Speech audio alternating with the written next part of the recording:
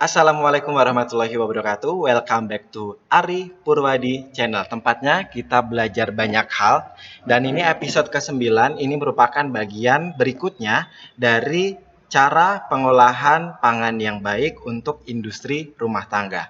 Part sebelumnya bisa teman-teman lihat di episode ke-8. Langsung saja, nggak usah panjang lebar. Tapi jangan lupa teman-teman, jika suka video ini, silahkan share ke teman-teman yang lain. Jangan lupa untuk subscribe juga. Dukung saya untuk terus berkarya memberikan manfaat untuk Indonesia. Langsung kita ke poin yang ketiga, cara produksi pangan yang baik untuk industri rumah tangga. Peralatan produksi. Jadi teman-teman, tata letak peralatan produksi diatur agar tidak terjadi kontaminasi silang. Peralatan produksi yang kontak langsung dengan pangan sebaiknya didesain, dikonstruksi, dan diletakkan sedemikian untuk menjamin mutu dan keamanan pangan yang dihasilkan. Nah, persyaratan bahan peralatan produksi nih, yang poin yang pertama. Oke? Ya. Ada teman saya, teman-teman. Jadi yang pertama, persyaratan bahan peralatan produksi. Peralatan produksi sebaiknya terbuat dari bahan yang kuat, tahan lama, tidak beracun, mudah dipindahkan atau dibongkar pasang sehingga mudah dibersihkan dan dipelihara serta memudahkan pemantauan dan pengendalian hama. Kemudian poin yang kedua, permukaan yang kontak langsung dengan pangan harus halus, tidak bercelah atau berlubang, tidak mengelupas, tidak berkarat, dan tidak menyerap air. Kemudian yang ketiga teman-teman, peralatan harus tidak menimbulkan pencemaran terhadap produk pangan oleh jasa ternik, bahan logam yang terlepas dari mesin atau peralatan, minyak pelumas, bahan bakar, dan bahan-bahan lain yang menimbulkan bahaya, termasuk bahan kontak pangan atau zat kontak dengan dan kemasan pangan ke dalam pangan yang menimbulkan bahaya. Oke. Nah, tata letak peralatan produksi nih. Peralatan produksi sebaiknya diletakkan sesuai dengan urutan prosesnya sehingga memudahkan bekerja secara higienis, memudahkan pembersihan dan perawatan serta mencegah kontaminasi silang. Jadi tata letaknya misalnya ini motong-motong, kemudian ini ngasih racian bumbu, kemudian ini bagian sininya memasak, bagian sana pengemasan, itu dibuat runut gitu teman-teman. Nah, yang poin C, pengawasan dan pemantauan peralatan produksi. Semua peralatan seharusnya dipelihara, diperiksa, dan dipantau agar berfungsi dengan baik dan selalu dalam keadaan yang bersih. Sekarang kita lanjut ke nomor 4 teman-teman. Suplai air atau sarana penyediaan air. Sumber air bersih untuk proses produksi sebaiknya cukup dan memenuhi persyaratan kualitas air bersih dan atau air minum. Air yang digunakan untuk proses produksi harus air bersih dan sebaiknya dalam jumlah yang cukup untuk memenuhi seluruh kebutuhan proses produksi. Kemudian sekarang kita langsung ke nomor 5. Fasilitas dan kegiatan higieni dan sanitasi.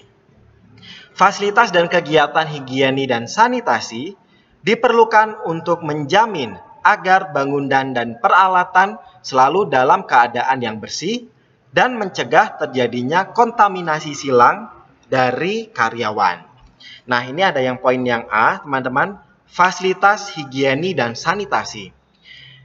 Nomor 1, sarana pembersihan dan pencucian. Jadi untuk sarana pembersihan dan pencucian bahan pangan, peralatan, perlengkapan, dan bangunan ini termasuk lantai, dinding, dan lain-lain seperti sapu, sikat, pel, lap, dan atau kemocang, deterjen, ember, bahan sanitasi sebaiknya tersedia dan terawat dengan baik. Kemudian yang B, sarana pembersihan harus dilengkapi dengan sumber air bersih. Kemudian yang C, air panas dapat digunakan untuk membersihkan peralatan tertentu, terutama untuk berguna melarutkan sisa-sisa lemak dan tujuan disinfeksi bila diperlukan. Jadi air panas harus tetap ada ya. Kemudian poin yang kedua, sarana higieni karyawan. Sarana higieni karyawan seperti fasilitas untuk cuci tangan, dan toilet atau jamban seharusnya tersedia dalam jumlah yang cukup dan dalam keadaan yang bersih untuk menjamin kebersihan karyawan guna mencegah kontaminasi terhadap bahan pangan. Nah, kemudian yang berikutnya, sarana cuci tangan seharusnya diletakkan di dekat ruang produksi, dilengkapi dengan air bersih dan sabun cuci tangan. Kemudian yang B, dilengkapi dengan alat pengering tangan seperti handuk, lap atau kertas serap yang bersih. Kemudian yang C, dilengkapi dengan tempat sampah yang tertutup. Kemudian yang keempat, ini poin yang keempat teman-teman, sarana toilet atau jamban seharusnya, poin A, didesain dan dikonstruksi dengan memperhatikan persyaratan higienis, sumber air yang mengalir, dan saluran pembuangan. Poin yang B, diberi tanda peringatan bahwa setiap karyawan harus mencuci tangan dengan sabun sesudah menggunakan toilet. Kemudian yang C, terjaga dalam keadaan bersih dan tertutup. Kemudian yang D, mempunyai pintu yang membuka ke arah luar ruang produksi. Jadi sebaiknya ini dipisah dari luar produksi, teman-teman. Kemudian yang 5, ini masuk bagian yang masih satu bagian, yang kelima, sarana pembuangan air dan limbah. Sistem pembuangan limbah seharusnya didesain dan dikonstruksi sehingga dapat mencegah resiko pencemaran pangan dan air bersih. Kemudian yang B, sampah harus segera dibuang ke tempat sampah untuk mencegah agar tidak menjadi tempat berkumpulnya hama binatang pengerat, serangga atau binatang lainnya, sehingga tidak mencemari pangan maupun sumber air. Kemudian yang C, tempat sampah harus terbuat dari bahan yang kuat dan tertutup rapat untuk menghindari terjadinya tumpahan sampah yang dapat mencemari pangan maupun sumber air. Kemudian yang ini ada lagi teman-teman, kegiatan higienis dan sanitasi. Jadi pembersihan atau pencucian dapat dilakukan secara fisik seperti dengan sikat, atau secara kimia seperti dengan sabun atau deterjen, atau gabungan keduanya. Kemudian yang kedua, jika diperlukan, penyucian sebaiknya dilakukan dengan menggunakan kaporit sesuai petunjuk yang dianjurkan.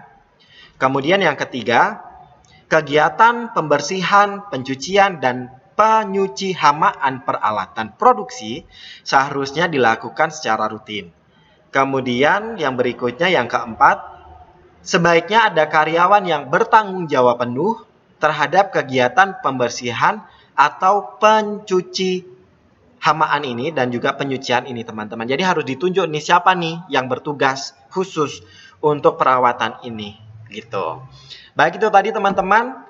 Kelanjutannya akan saya lanjutkan di episode berikutnya. Masih ada 9 nomor lagi yang akan saya bahas di sana. Ini penting banget untuk teman-teman ketahui sebelum teman-teman mendaftarkan PIRT, agar teman-teman dapat memproduksi pangan secara baik dan benar yang nantinya akan dikonsumsi oleh masyarakat, oleh manusia. Thanks for watching. Terima kasih sudah bergabung. Wassalamualaikum warahmatullahi wabarakatuh.